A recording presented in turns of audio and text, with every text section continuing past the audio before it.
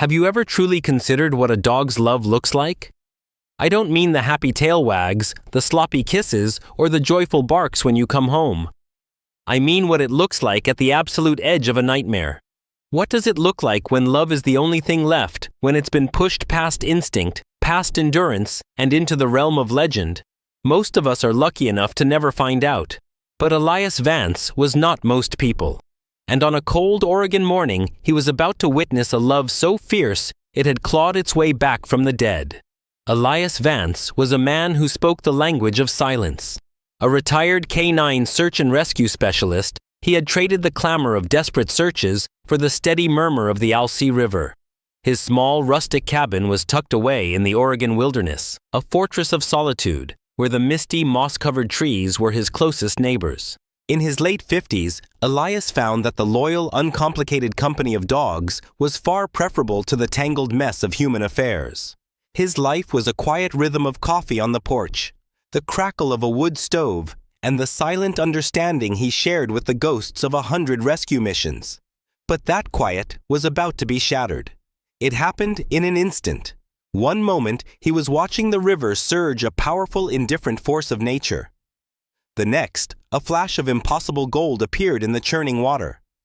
Elias leaned forward, his trained eyes narrowing. It was a yellow Labrador fighting the current with a strength that defied logic. The dog was dragging itself onto the shore, each movement an agony. Its beautiful golden coat was matted with river mud, and something darker, something that stained the water around it. And then Elias's heart stopped. Clinging to a rescue harness on the dog's back as if she were a part of him was a small, unconscious girl. His years of training took over a muscle memory that bypassed shock. He moved not with panic, but with a grim, focused purpose. As he reached the riverbank, the Labrador Bandit didn't growl. He didn't even have the strength. He simply gave a low, pleading whimper, used the last ounce of his will to nudge the little girl towards Elias, and then collapsed into the mud, his body finally surrendering.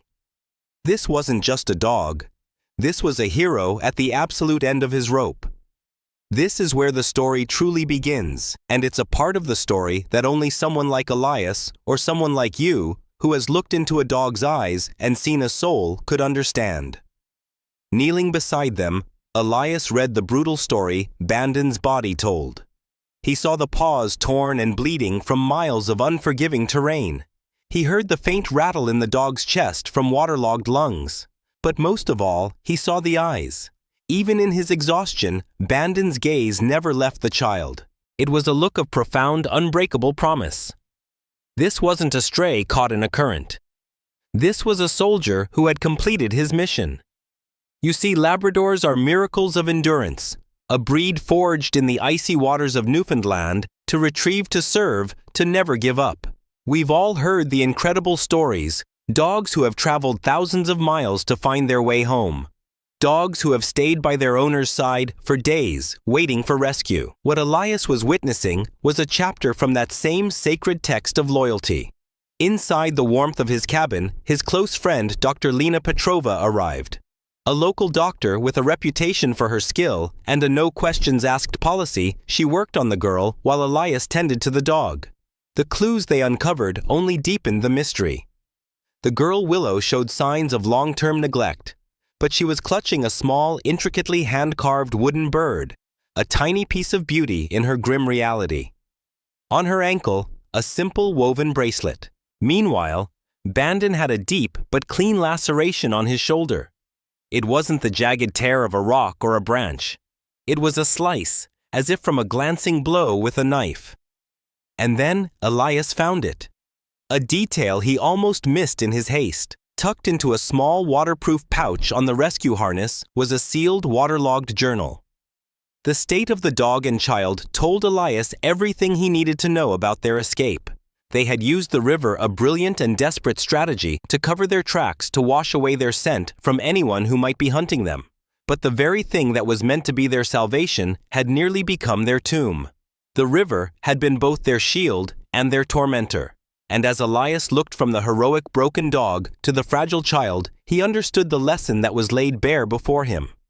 We admire dogs for their joy, for their boundless affection, but we must never ever forget their courage. A dog's love isn't just a soft cuddle or a happy greeting. It's a force of nature, an elemental power that can conquer mountains and part the waters. As Elias sat by the fire, the sleeping child and her guardian angel resting nearby, he held the wet journal in his hands. He could feel the weight of the story sealed within its pages. He thought the river had delivered a miracle to his shore, but he was beginning to realize it had only delivered a clue. The real monster wasn't the river. It was whatever or whoever had driven them into it. Music shifts, becomes more suspenseful, inquisitive.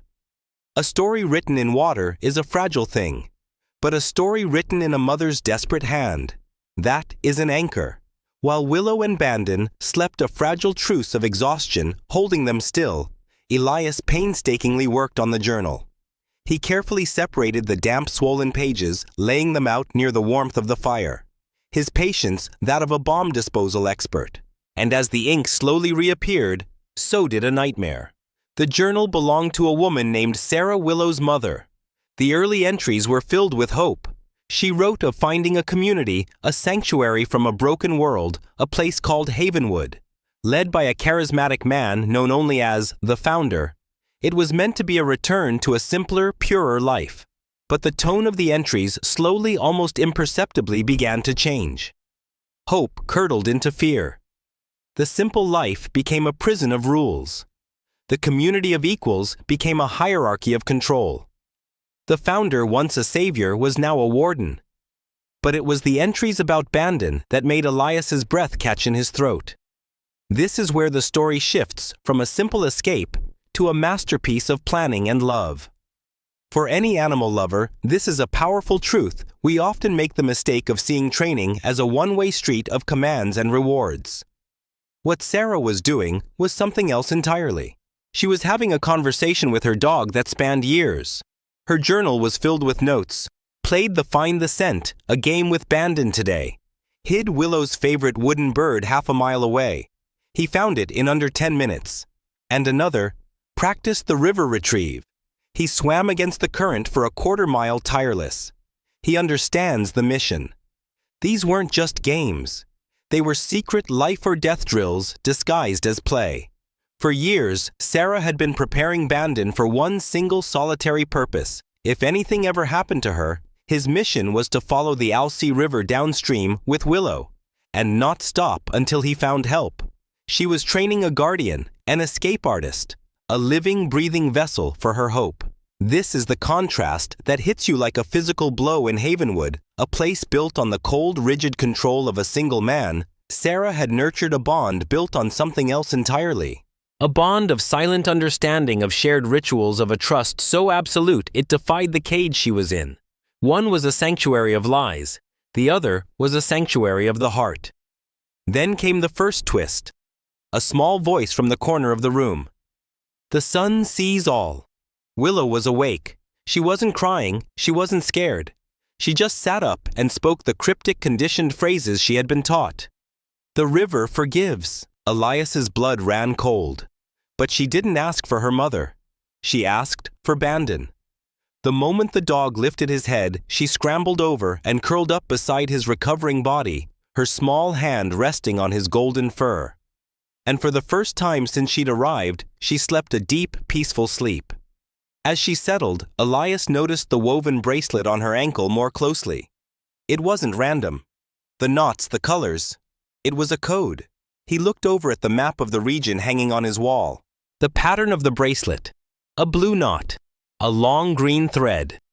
2 blue knots. It matched the bends in the Alsea River. It was a map. A tactile guide for a little girl. A final loving instruction from her mother. And that is the lesson, isn't it? The greatest bonds we form are not built on grand declarations or spoken words. They are built in the quiet moments, the shared rituals, the silent understanding in a dog's gaze. A dog trained with love doesn't just learn a list of commands. It learns the very language of your soul. It learns to read your heart. As Elias looked at the sleeping girl, her hand resting on the dog who had battled a river for her, he realized the journal and the bracelet were 2 halves of a single desperate plan. He now had a map written in ink and woven in thread. He knew where they had come from. But a far more terrifying question now hung in the air. What had happened to Sarah? And he had a sinking feeling that the quiet of his life was over for good, because the echo of their escape was about to reach them here in the woods. Music shifts again, lower, more ominous, a steady pulsing beat. For a full day, the only sounds in the cabin were the crackle of the fire and the soft breathing of a healing child and her dog. It was a fragile peace, the kind that feels like the held breath before a storm. Elias knew it couldn't last. An escape like theirs doesn't go unanswered. It leaves a vacuum, and something always rushes in to fill it. That something arrived in a cloud of dust on the second afternoon in a pristine government green park ranger vehicle. A man stepped out, all smiles and crisp angles. He looked the part, khaki uniform, sturdy boots, a friendly wave. He said he was checking on reports of a possible landslide upriver and asked if Elias had seen anything unusual. A lost child, perhaps. A stray dog. He was asking about a spiritual retreat deep in the woods, a place where people went to disconnect. But his questions were a little too pointed. His smile never quite reached his eyes and his boots. They were immaculate, without a speck of the Oregon mud that coated everything Elias owned. And then, Elias heard it. From inside the cabin, Bandon let out a sound he hadn't made since he'd arrived. It wasn't a bark. It wasn't a whine. It was a low, deep, guttural growl that vibrated through the floorboards. It was the sound of a protector identifying a threat. This is a truth every dog owner understands. In their bones, always trust your dog's instincts. They can smell a lie.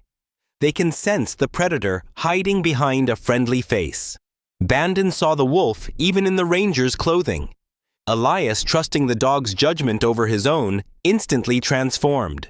He became the part he was born to play, a reclusive, slightly senile old man. He squinted, feigned confusion, and answered the man's questions with rambling, unhelpful stories about fishing. He gave the fake ranger nothing. The man's smile tightened, a flicker of frustration in his eyes, before he finally gave another friendly wave and drove away. The moment the vehicle disappeared, Elias locked the door, his heart hammering. The echo had arrived. They had been found. The false calm shattered. He returned to the journal, to the last few pages, the ones so water-damaged they were nearly illegible. With trembling hands, he deciphered the final frantic entry. And the true nature of the evil he was facing finally came into focus. Sarah's last words weren't just about escape. They were a warning. The founder was planning what he called the Great Purification. Sarah had discovered his ultimate plan. He was going to poison the commune's water source and stage a mass suicide, a final twisted act of devotion which he of course would survive. He wasn't just a warden. He was a monster planning a massacre. And then came the final brutal twist, the piece of the puzzle that made everything click into place. Elias looked over at Bandon, at the clean, straight laceration on his shoulder. It wasn't from a rock. He remembered Lena's words, "It's a slice." It was a knife wound. The truth hit him with the force of a physical blow. When Sarah had initiated the escape, someone had tried to stop them. Someone had tried to kill Bandon. This incredible dog hadn't just endured a river and miles of wilderness. He had fought his way out. He had taken a blade meant for him or the child on his back and had kept going. Think about that. A dog's loyalty is not a passive, gentle thing. It is a shield. It is an active, breathing, fighting force. Bandon had felt the threat from the fake ranger because he had already faced the reality of that threat in the dark. He had looked evil in the eye and chosen to leap into a raging river rather than surrender. He was not just a messenger. He was a warrior. Standing in the sudden, heavy silence of the cabin, Elias knew hiding was no longer an option. The founder wasn't just looking for a lost child.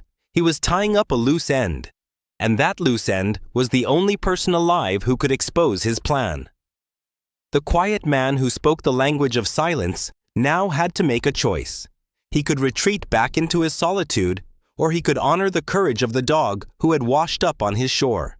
He had to pick up the torch that Bandon had carried through the water and the woods. He had to go on the hunt. Music changes, becomes determined, a quiet, pulsing rhythm of purpose. You can't fight a monster from the shadows, not alone. Elias knew this. His solitude had been a comfort, but now it was a liability. He made 2 calls. The first was to Dr. Lena, who simply said, "Tell me where and when." She was the heart of the mission, the one who would tend to the wounds. The second call was to a young man named Ben Carter.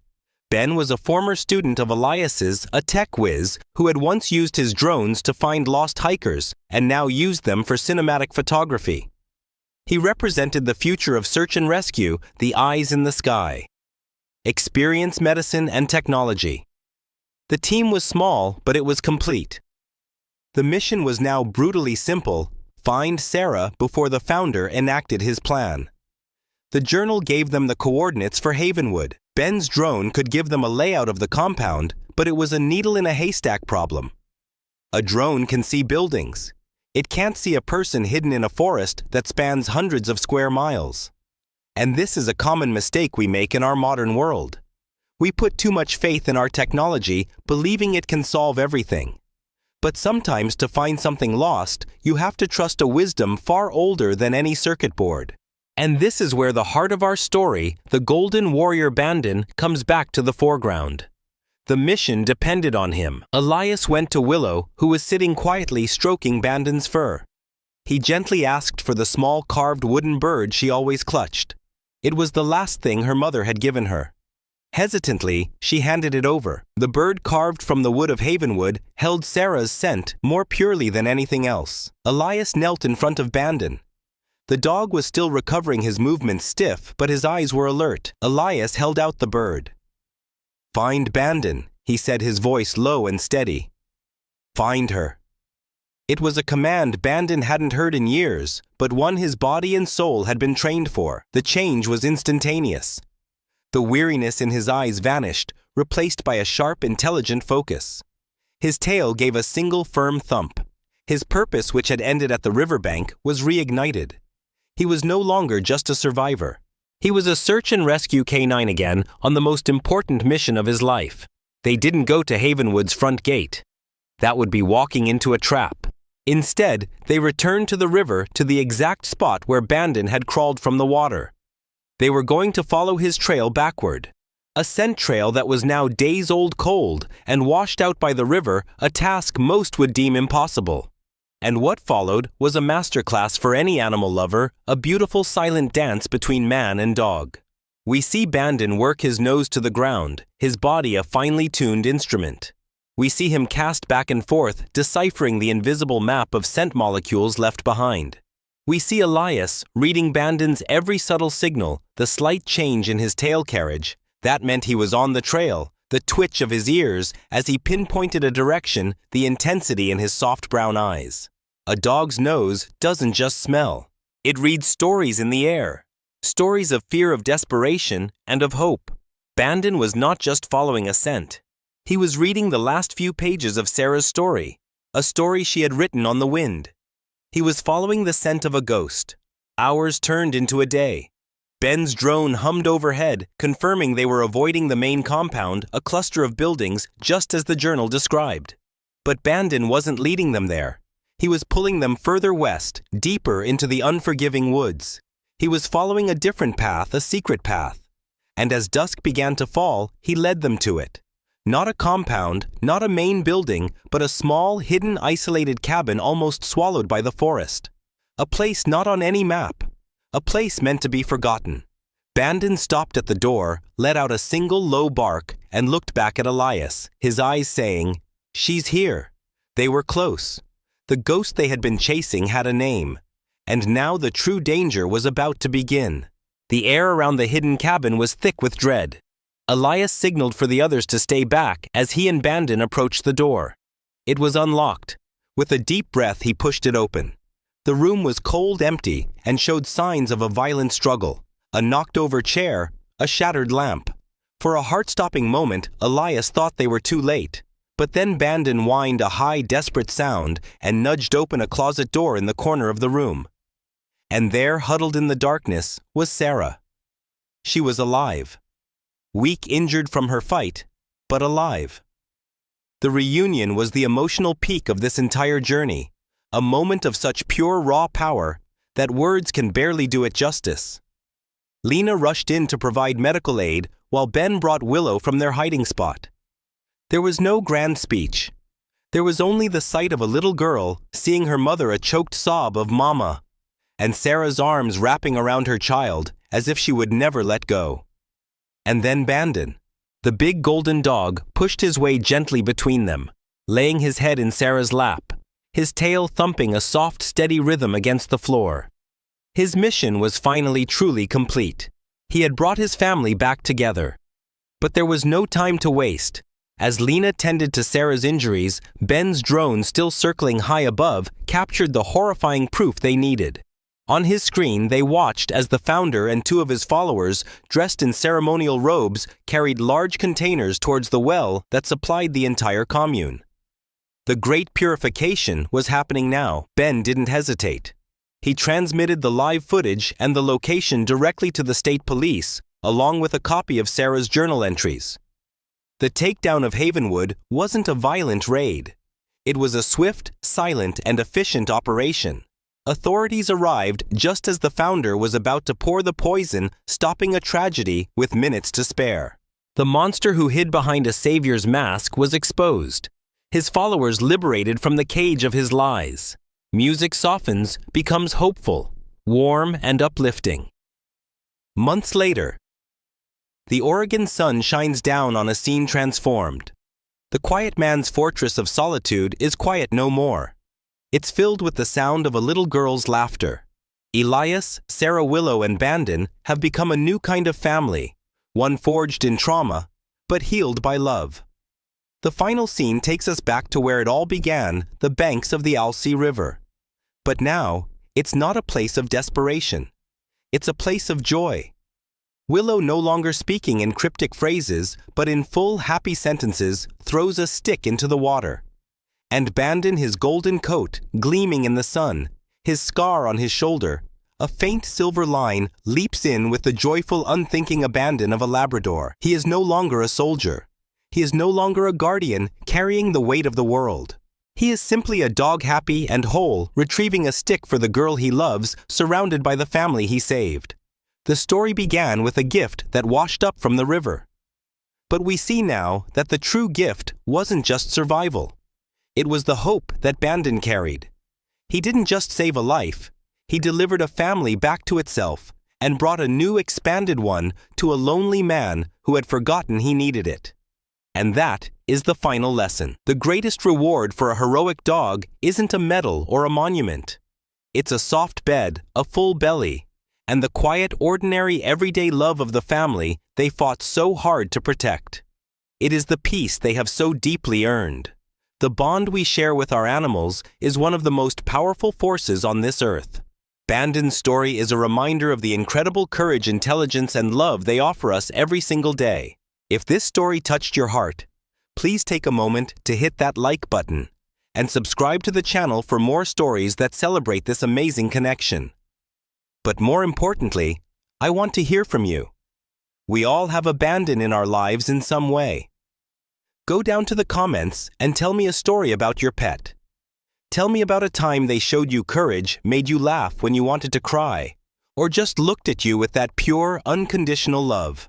Let's fill the comments with tributes to the incredible animals who make our lives whole. Thank you for listening.